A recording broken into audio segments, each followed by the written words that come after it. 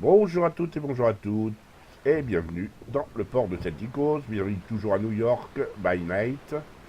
Bienvenue à bord du Charnorst, qui va être le premier protagoniste de cette vidéo. Vidéo que j'ai appelée Victoire en dansant, par rapport au chant du départ, le célèbre chant militaire français, de l'époque napoléonienne. Pourquoi Victoire en dansant? Parce que là je vais comparer le gameplay de deux cuirassés de rang 7, en l'occurrence le Charnorst et le Lion, en sachant que comparaison n'est pas raison, vu que le Charnorst est un croiseur de bataille, et que le cuirassé, le Lion, est un véritable dreadnought. Mais néanmoins, dans le cas qui nous occupe, les deux navires vont beaucoup bouger, beaucoup naviguer, louvoyer et utiliser les îles pour soit se relocaliser, soit se protéger, soit affronter des ennemis supérieurs en nombre. Allez, on attaque tout de suite avec le Charnorst. A tout de suite en bataille.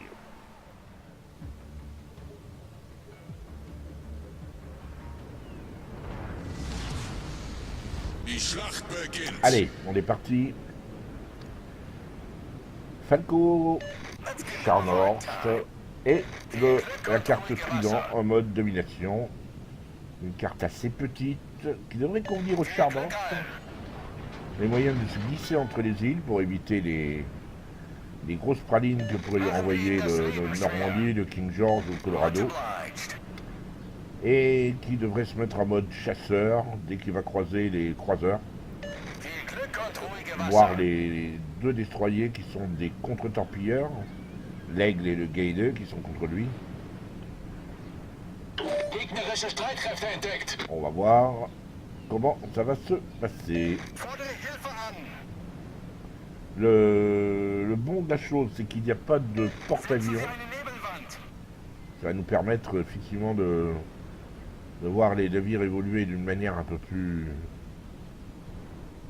peut-être un peu plus en groupe. Une équipe qui s'est partagée en deux. Les 3-4 qui étaient du côté de Est, en colonne 8, sans vouloir s'occuper de C. Tout le reste de l'équipe est plutôt parti vers A, abandonnant plus ou moins le destroyer qui fait du spot, le Gaide qui fait du spot sur B, mais ça c'est assez normal, c'est souvent le cas. Abandonner B n'est pas forcément une bonne chose, sauf si on arrive à gagner l'un des deux points, comment dirais-je, latéraux. À ce moment-là, effectivement, la prise de B peut être prépondérante, mais déjà, il faut gagner les points latéraux. Alors là, l'aigle va... Oh là, il a encadré l'aigle d'une manière étonnante. Königsberg qui semble vouloir éviter de trop se faire voir. Mais Königsberg, il y en a un qui a pris très cher en deux salves. Voilà. Ben, il a pris deux salves consécutives de deux bateaux différents. Et ben, il a pris cher. Alors le König, ça c'est pas forcément facile, il est à 16 km, c'est un gros blindage. Je ne sais pas si le Charnorst fera beaucoup de dégâts. Surtout qu'il est anglais en plus. Et que ça va pas s'arranger, on va dire. Ouais, il a... Voyons s'il va lui tirer dessus. Ou s'il va attendre un peu. Ouais, qu'il tire pas alors qu'il a clairement la possibilité de tirer. Il attend que le König soit plutôt en position de flanc. Alors, 2 coups au but pour 3000 de dégâts, ça va. Vous ne pouvez pas espérer beaucoup plus.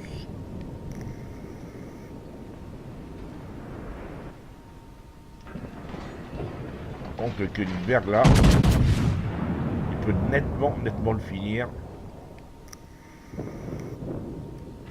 Voilà, boum. Gegnerischer Kreuzer gesunken. Bataille premier Das temps. ist ein guter Anfang. Faut dire que le Königsberg était plutôt absurde comme manœuvre. Attention, voilà, le New York ici, oui, est une bonne cible. Et je me méfie du König, moi qui est en train de sortir de derrière, voilà, qu'on l'on voit, il est complètement de flanc. Et il est à 9 km, là il va faire très mal. Si Falco arrive à glisser la totalité de ses tourelles, ça risque de faire très très mal au Koenig. Voyons. Qui 2005, suivi d'une autre. De la Touraine, ouais, non, la Touraine. César n'a pas fait véritablement de dégâts. Par contre, il prend très cher. Donc c'est largement le moment de lui faire très mal, à 3000.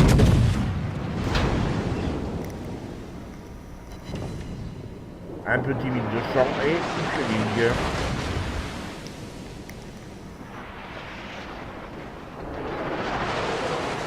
Voilà, un autre Königsberg de flanc. Qu'est-ce qu'ils ont tous ces Königsberg à côté de flanc? Pas possible. Allez, citadelle, voilà. Boum. Boum, la citadelle. Et remise derrière.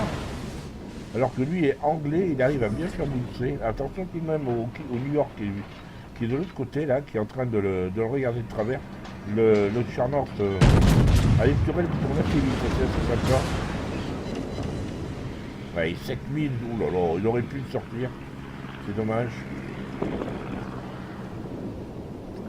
Un joli 7000 là. Alors maintenant c'est quel? C'est le Colorado. Ouais, mais il y en a un autre qui est dans le coin, il le sait, voilà.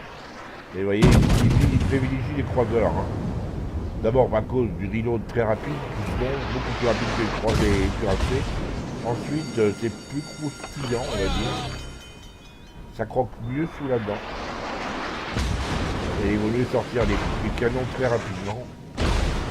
Ceux des croiseurs, malheureusement, pour eux, sont assez, surtout ceux de la New Orleans, hein, s'il lui vient, il a largement le moyen de faire, ouais, 8000, magnifique.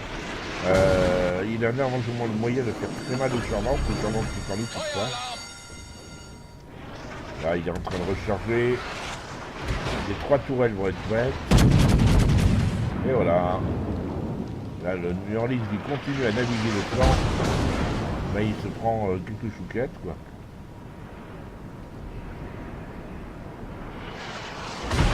Vous voyez la capacité qu'a le New Orleans de faire de mal, et il est qu'à la hâte de flanc, il aurait pu faire très mal au Charmant s'il s'était mis à la paix. Hein. Par contre, il n'arrive pas à trouver la citadelle sur le Orleans, il n'a pas de chance.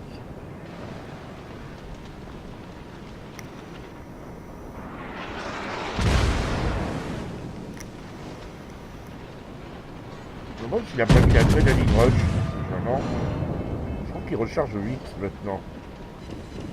Voilà, enfin, il y a trouvé cette citadelle. Et il y a 59 000 de dégâts.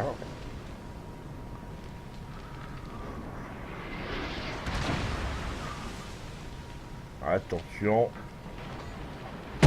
New Orleans qui est resté de flanc tout le long. Pendant 4 salles. Il a pris 4 salles. Voilà, boum, citadelle. Gegnerischer Kreuzer versenkt. Ne vous mettez pas de flanc contre un Charnort, ou quel que soit le navire d'ailleurs. Ah, il a fait courir, il a fait facilement... il a fait l'équivalent de 2 carreaux facilement, en diagonale, en prime.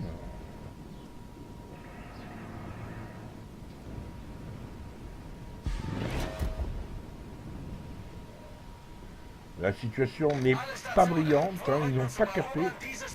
Ils n'ont pas capé. Ah, et ils ont laissé les 2 points blessés aux ennemis. Et ils sont en train de chasser là-bas un cuirassé, très nombreux, à chasser le solo. Alors effectivement, Falco s'est mis en marche arrière, tout simplement, pour essayer de caper A, parce que la situation ne va pas s'améliorer. Hein. Ouais, certes, ils vont sortir le colo, donc voilà, ils reviennent à un écart à peu près potable, mais ça grimpe très très vite. Il est repéré, il attend de voir par qui. Il y a quand même encore 2 destroyers en face, c'est assez lourd quand même. Ils ont quand même conservé leurs règles et leur guide. Hein. Et maintenant, là, il faut que Chardor reste dans le cap, ne se fasse pas tirer dessus.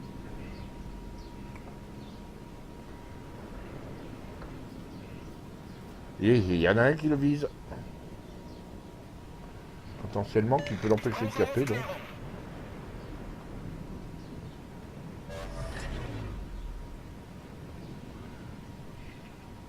Toute la flotte est derrière Falco par rapport aux 2 points de cap.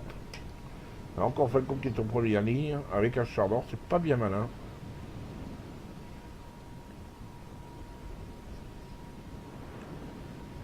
Ceci dit, toute la flotte est aussi très compacte.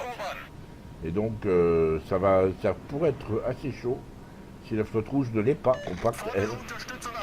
Parce que là, toute la flotte verte est en train de partir en ligne de bataille vers, précisément, vers le cap, voilà, vers le cap B. Et là, c'est le premier à apparaître, c'est là au bas. Et boum.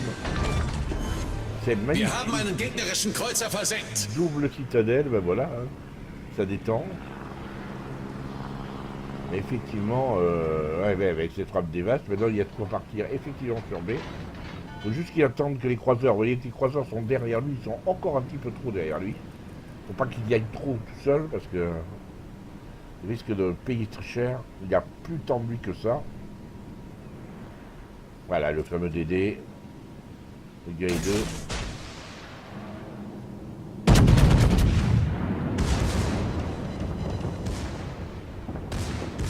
Ouais, il a soutien maintenant.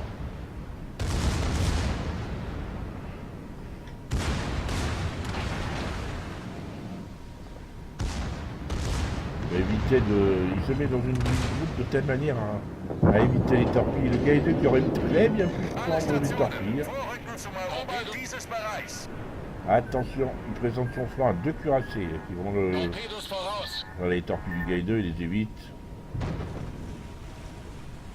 Il présente son flanc à 2 cuirassés, c'est pas ce qu'il y a de mieux à faire. Alors, est-ce que les cuirassés sont sur lui ou pas? A priori, il est visé par un seul navire, probablement le King George. Et il s'est mis à la HE. Il s'est mis à la HE. Mais pas d'incendie.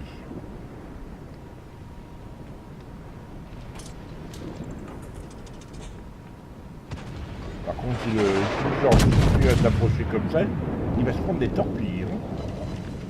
Voilà, enfin un incendie et on est à 91 000.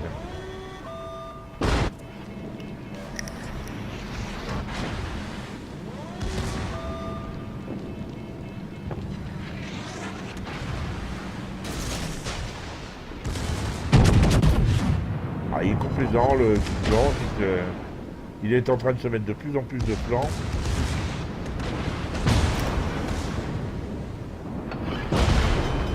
Il est en train de sortir le... Il va sortir le char d'or. Hein. Attention, torpille, 95 000. Là, il n'hésitera pas. Cette fois, tire à la paix. 5 000.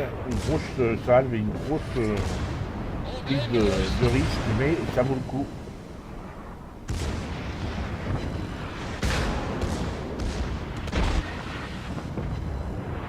Non, et le King George va éviter les torpilles.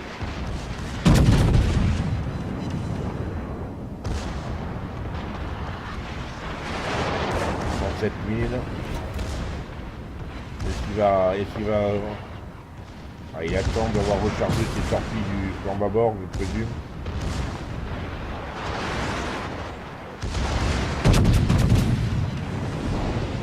Ah, encore un gros coup, 112 000 de dégâts. Et il se prend un incendie, il s'en sortira pas.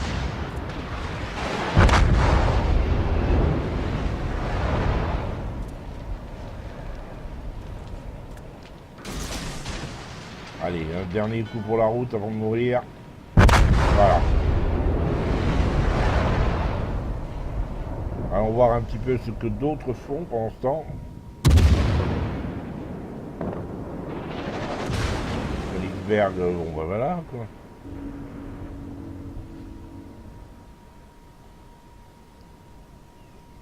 Le dernier serveur est l'aigle. Il n'y a donc plus de suspense. Et voilà, fin de la game. Retour au port. Enfin au port, si on peut dire. Hein, toujours au milieu du triangle des Bermudes en ce moment. Allez, les écrans de la partie. C'est donc une victoire, et quelle victoire, hein. 5472 points d'XP, 274 d'XP libre, soutien, frappe dévaste, et premier sang.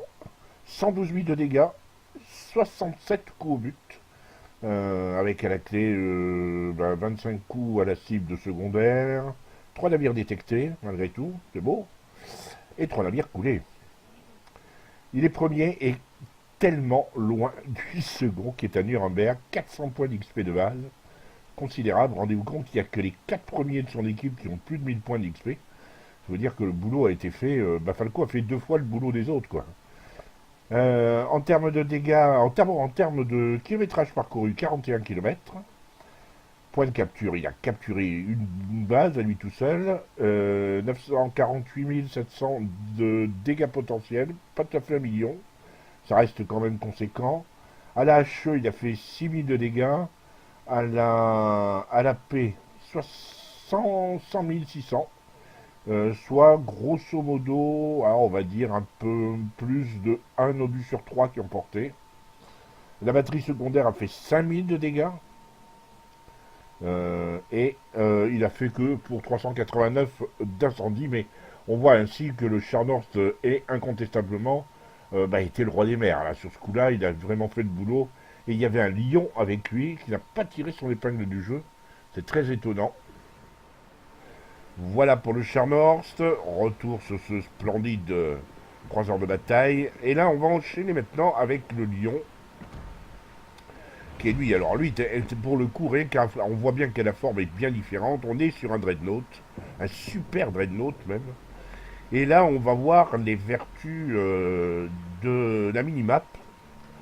Puisque on va voir à quel point le pilote du lion va se montrer extrêmement stratège, analyste de la minimap et va anticiper la poussée des ennemis et en l'anticipant, il va donc faire un retour à la base et il va protéger sa base, une protection de base qui va s'avérer décisive comme vous allez vous en apercevoir. A tout de suite en bataille.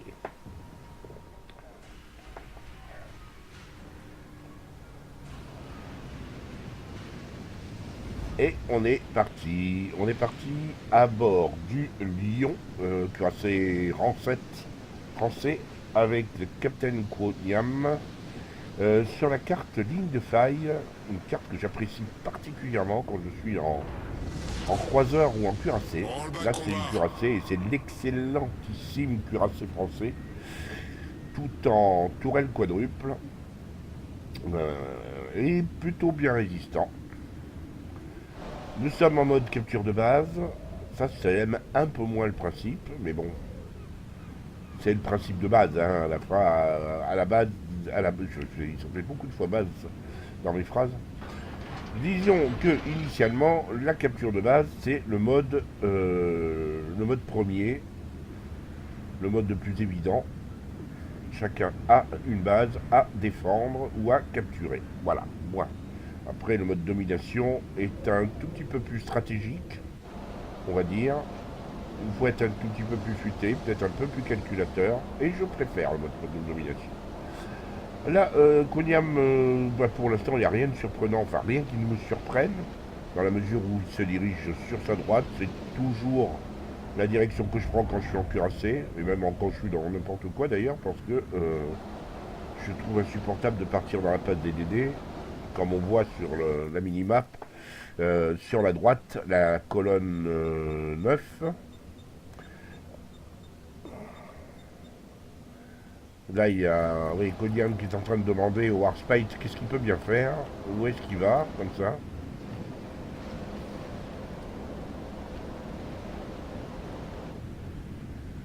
Surtout que le Warspite n'est pas précisément le cuirassé le plus rapide du jeu. Alors s'il se met à prendre le chemin des écoliers, il n'est pas arrivé. En bataille, ce sera un peu plus difficile.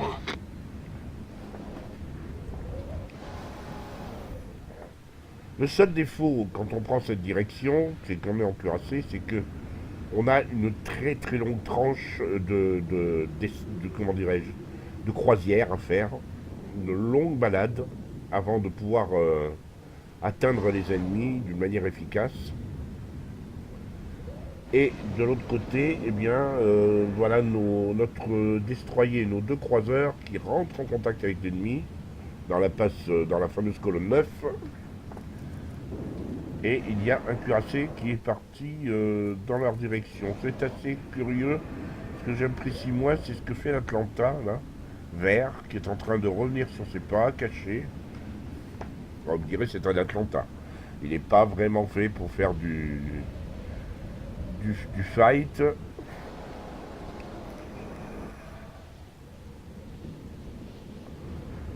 Alors, là il a repéré un premier Atlanta. Il y a beaucoup d'Atlanta en ce moment. Il doit y avoir une mission sur les nombres de hits à faire. Là, un joli tir. Est-ce que ça va porter? L'Atlanta était plutôt en train de partir vers le sud. Oh, oh, oh, oh, d'accord. On a détruit un croiseur ennemi. Bon, bah voilà, Ouvre le merci. bal. Bonjour chez vous. 11 000 de dégâts, boum. Voilà qui met l'équipe en joie. En tout cas, le pilote du Lion, lui, est en joie. Hein. Et l'Atlanta, il est content, il peut retourner au port, choisir un autre navire.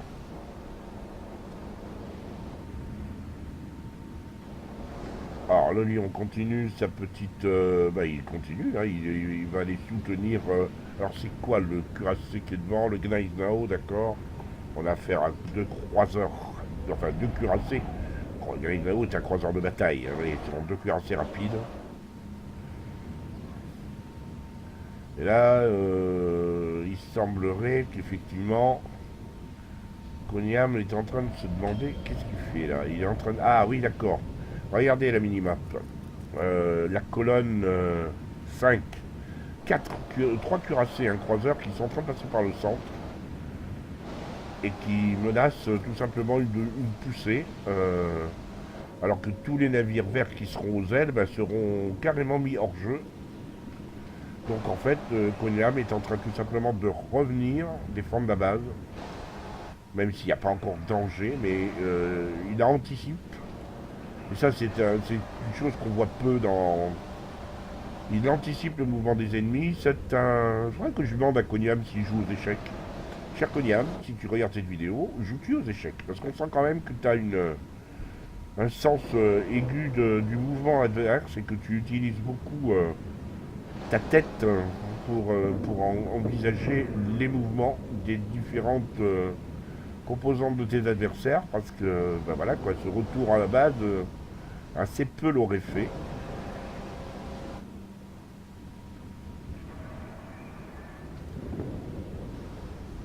Alors finalement le Warspite est là pour les aider.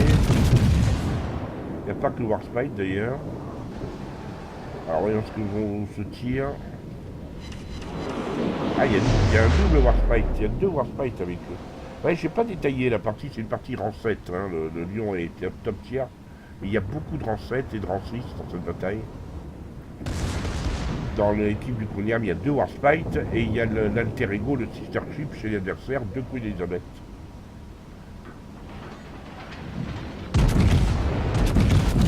Ça passera pas. Très... ça, si, quand même. On a réussi à passer.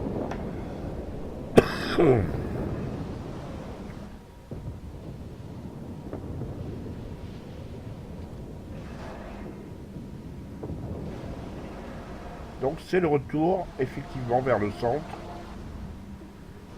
La petite poussée rouge par le centre là était intelligente, était bien menée, mais bon il faut qu'elle soit coordonnée. Et là finalement les rouges ont peut-être décidé de ne pas pousser leur avantage. Le Colorado est allé apparemment bitcher. Ouais, il recule là. Du coup, il va se prendre très très cher. Sûrement ça ressorti un Warspite qui était en défense de base avec le Coniam. 41 000 de dégâts.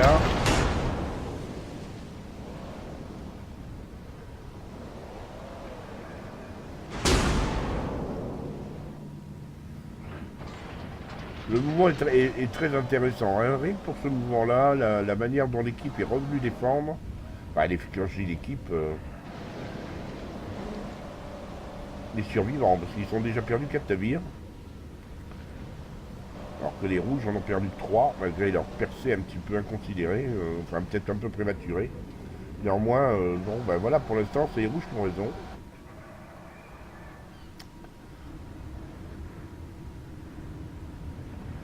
Coniam qui attend le retour du Colorado.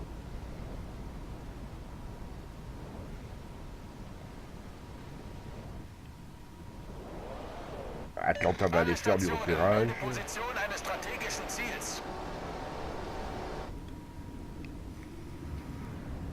Ah, le colo est en train de s'en aller. Il n'y aura pas de retour, c'était prévisible. Il s'était bitché, il a fait une légère marche arrière et maintenant il s'en va le plus vite possible. Du coup, Coniam est obligé de revenir parce que de l'autre côté, les rouges ont complètement défoncé les rares navires qui étaient sur D. Qui étaient en colonne 9. Résultat, maintenant, le push ennemi est plutôt de l'autre côté. Il s'était bien partagé la tâche. Hein. Il y avait deux parties équitables, à peu près du même nombre de navires. Résultat, là, maintenant, il va falloir défendre de ce côté-là. En défense de base, ça peut être sympa. Voyons que il va déjà sortir un maximum de canons, des canons les plus faciles à sortir. Loma est un bon exemple. Low light. Alors Loma est sorti, mais pas par Coniam. Le Leander maintenant, joli tir sur Leander. Pas facile, mais raté. Leander a freiné et a légèrement tourné.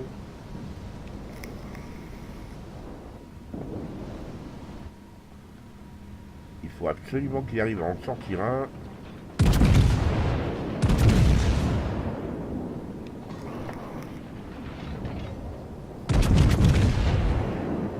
La percée était intéressante, mais maintenant ils sont à découvert.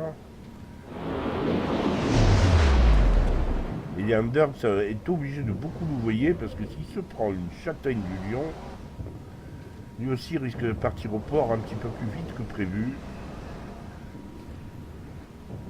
Ceci dit, les deux équipes sont relativement à égalité, hein, 6 partout. Sauf que la puissance de ce ennemi est plus grande, il y a un cuirassé de plus.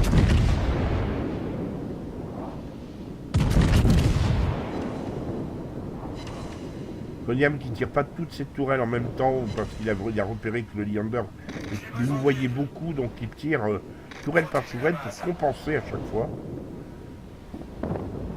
Comme ça, plutôt que de mettre toute une salve de 16 obus dans le vent, il a une chance de toucher.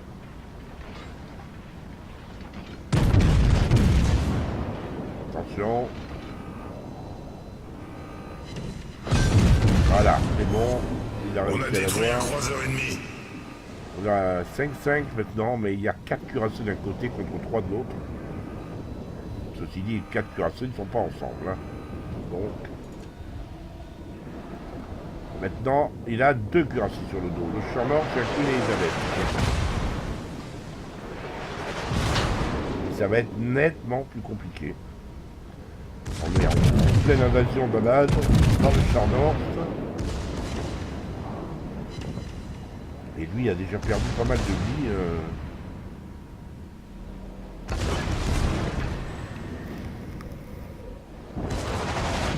Alors j'ai repéré qu'effectivement un cuirassé, l'autre cuirassé de... C'est quoi? C'est un Warspite qui est en train de revenir avec un Atlanta. Mais ouais, encore une fois, le Warspite n'est pas une fusée, donc il va y avoir du temps. On a remarqué qu'il a repéré du champ nord. Resterait de phase, donc il est passé à la chose. Attention tout de même au torpillage.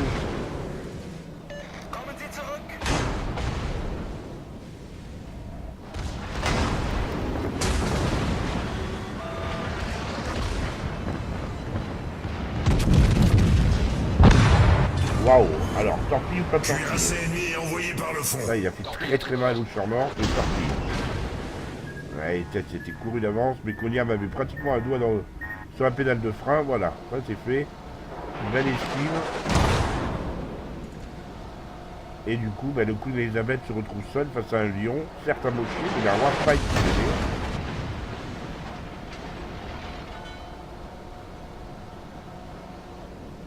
5 à 4, c'est une jolie petite Ford empoigne là. Donc voilà, là il y avait Torpille, alors il y a encore un Leander dans cette smoke.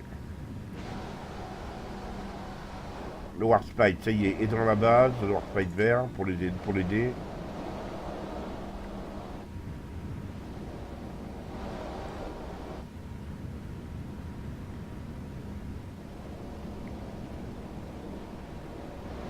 Ah, il a repéré radar, donc c'est le sonar du Leander.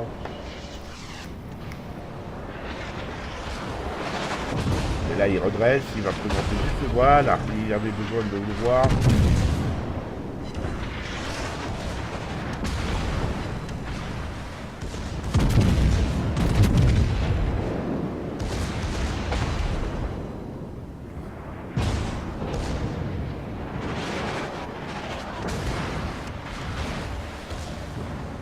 D'ailleurs, si le Leander aura le temps de lancer les torpilles. Non, a priori non. Le Warspite. Ah si, il a eu le temps. Ça va faire très mal ça. Et non, encore une évite. Belle esquive. Il joue beaucoup avec sa pédale de vitesse.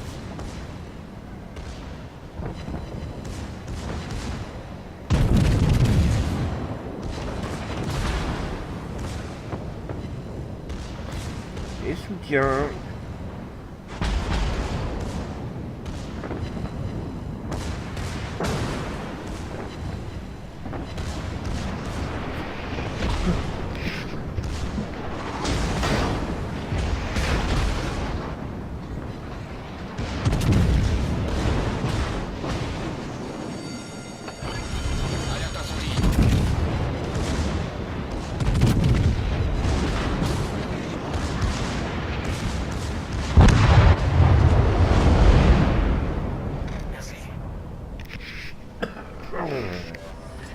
Et il s'en sort avec 511 points de vie.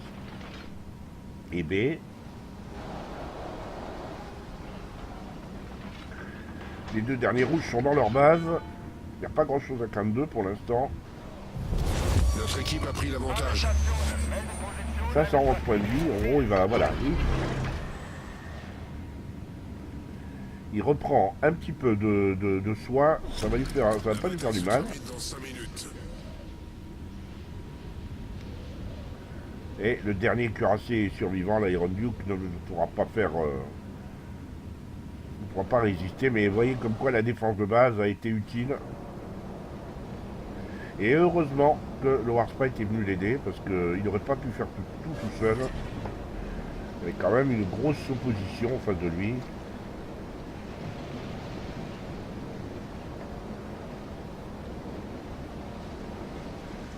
Et on voit que la tentaille sur le Iron Duke, la ville d'Iron Duke descend à toute allure.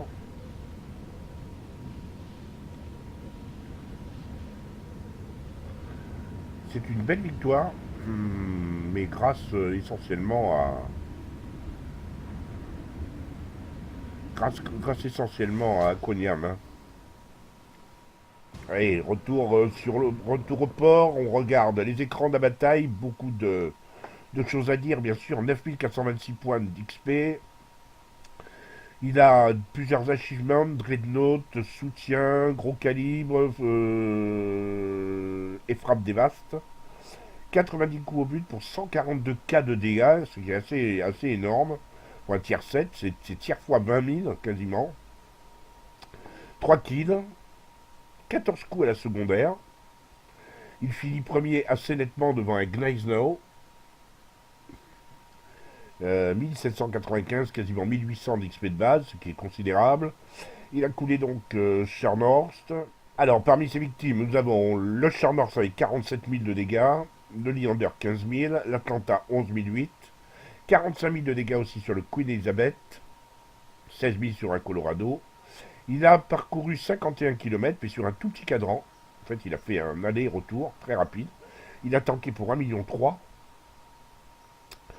192 obus AP ont été tirés, 71. c'est-à-dire un peu moins de 1 sur 3 qui ont porté pour 105 000 de dégâts. 32 HE, 21 ont touché. Il faut dire que Charnors était assez près, c'est essentiellement sur le Charnors qu'il a tiré. Pour un total de 115 000 de dégâts, donc, batterie secondaire, il a fait quasiment 15 000 de dégâts rien qu'à la batterie secondaire, et quasiment 12 000 rien qu'avec des incendies. Vous voyez que le lion a montré toute sa puissance, et il a vraiment utilisé toutes les capacités du lion. Là, merci à lui, parce que franchement, ben voilà, quoi, c'était intéressant de voir à quel point le lion peut répondre à peu près à toutes les questions qu'on lui pose, que ce soit à longue distance ou à courte distance. J'espère que cette vidéo vous aura plu. N'hésitez pas à me le faire savoir. Likez, commentez. On se retrouve très bientôt, si vous le voulez bien.